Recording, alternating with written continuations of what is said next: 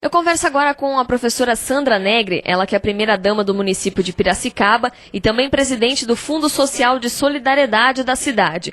A Sandra leciona já há 29 anos e 25 deles só em escolas do estado.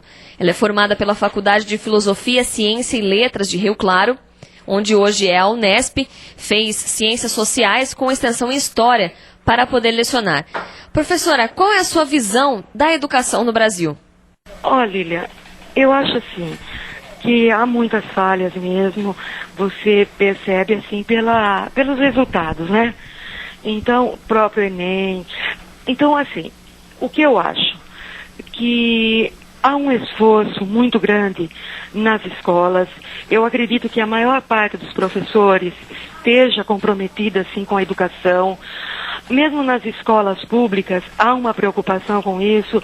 Eu não sei, assim, pelo tempo que eu trabalho com educação, eu vejo tanto assim, eu não vou falar em retrocesso, tá?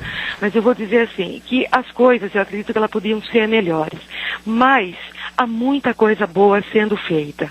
Você tem dentro das escolas, assim, tem de tudo, né? Tanto você tem professores excelentes, eu estou dizendo mais da rede pública, que é o que eu conheço mais, tá?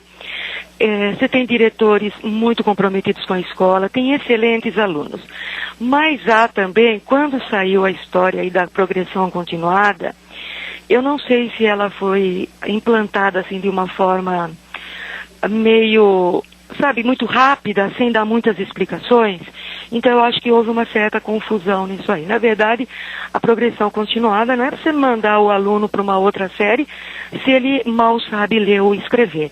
Então a gente tem recebido alunos assim com esses problemas, mas não é a maioria. Então, o que eu acho? Os investimentos não são pequenos. A gente tem muito acesso a livros. A maior parte das escolas tem os computadores que são também necessários. Nós recebemos, assim, muito material didático. Então há uma importância muito grande nisso aí. E há uma preocupação também. Com o comprometimento, por exemplo, dos professores. Como professor, você tem que estar sempre, sabe, por dentro dos assuntos. Você não pode ir para uma sala de aula, por exemplo, sem saber o que está acontecendo no mundo, porque os alunos vão questionar mesmo. Principalmente, por exemplo, no meu caso, que eu leciono com alunos do ensino médio. Mas, de qualquer forma, para qualquer aluno, você tem que estar pronto, preparado, o professor tem que estar sempre muito bem preparado para responder o que o aluno quer saber. Além disso, uma outra coisa que eu acho importante, que a gente tem que valorizar, é o conhecimento do aluno também, com o que ele já vem da sua casa, do meio em que ele vive, e não só o que eu quero passar para ele, né?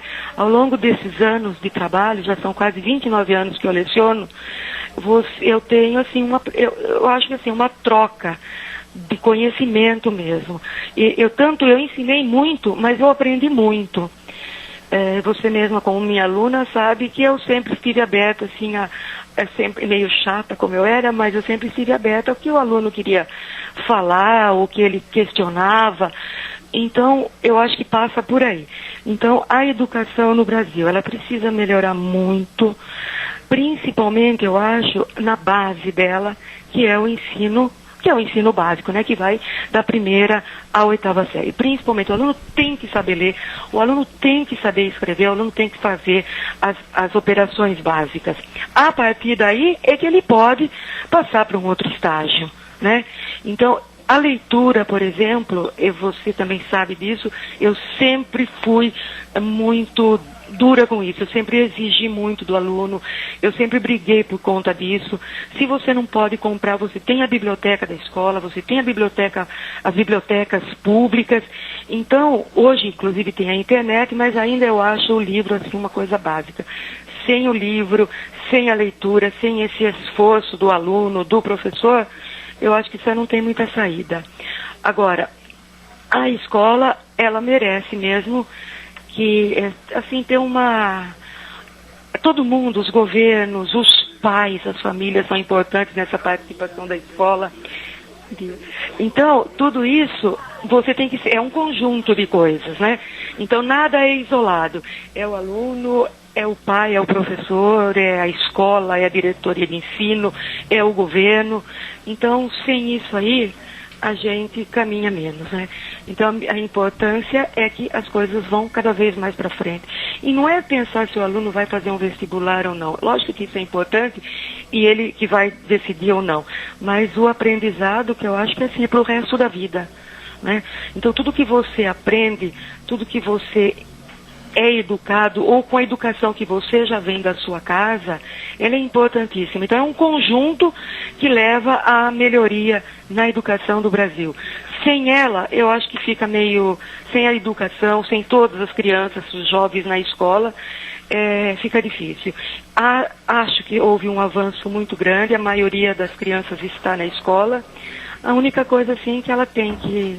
A escola precisa melhorar cada vez mais, porque ela é a base de tudo, é com ela que eu acho que o país pode ir para frente, é com ela que muita coisa vai melhorar. Então, a minha opinião é assim, eu falo muito nisso, né, mas a minha opinião é assim, é que nós temos que investir, e quando eu falo investir não é só financeiramente, é também, é investir no professor, na escola, no aluno, mas principalmente no conhecimento, tanto do professor quanto do aluno. E de estar disponível mesmo para estar aberto, sabe? As coisas novas, as reflexões, e procurar caminhar para frente cada vez mais. E Sandra, quanto ao governo, você acha que falta incentivo da parte dele, esses programas que ele vem fazendo, o programa Bolsa Família, esses trabalhos que ele vem desempenhando para a erradicação total do analfabetismo? Você acha que, claro, é importante que eles fazem, mas falta alguma coisa? Porque, como você disse, o investimento, na sua opinião, não é pequeno. E com certeza a gente vê que não. Mas falta alguma coisa da parte do governo para ser feito? Olha, eu não sei nem se é falta financeira, você entendeu? Eu acho assim que falta amarrar melhor as coisas, né? Porque, então, por exemplo, no Bolsa Família ou qualquer outra campanha que se faça nesse sentido, então tem que ter a criança na escola. A criança não vai trabalhar, mas ela tem que estar na escola. Então eu acho que teria que haver assim, uma preocupação maior ainda em investigar se isso está realmente acontecendo, se aquela criança cujo pai, por exemplo, está recebendo o Bolsa Família, porque essa criança, para ela não trabalhar, e para ela estar na escola, para ver se ela está indo mesmo, se ela está aprendendo. Então, assim, fora essa parte financeira, é essa observação melhor, sabe, de amarrar mais as coisas, de cobrar mais, em todos os níveis, as secretarias municipais, estaduais, da própria parte do federal, as diretorias de ensino. Você vê, as escolas, quando os alunos, a gente também faz esse papel. Por exemplo, o aluno está faltando muito, a gente encaminha para a direção. Se a família não dá resposta, isso vai para o conselho tutelar. Então, já tem um avanço muito grande, né? Mas eu acredito assim que teria que amarrar melhor, não sei se você está entendendo o que eu estou dizendo, assim, de observar melhor se as coisas, os investimentos que estão sendo feitos, se eles estão de fato sendo cumpridos, entendeu?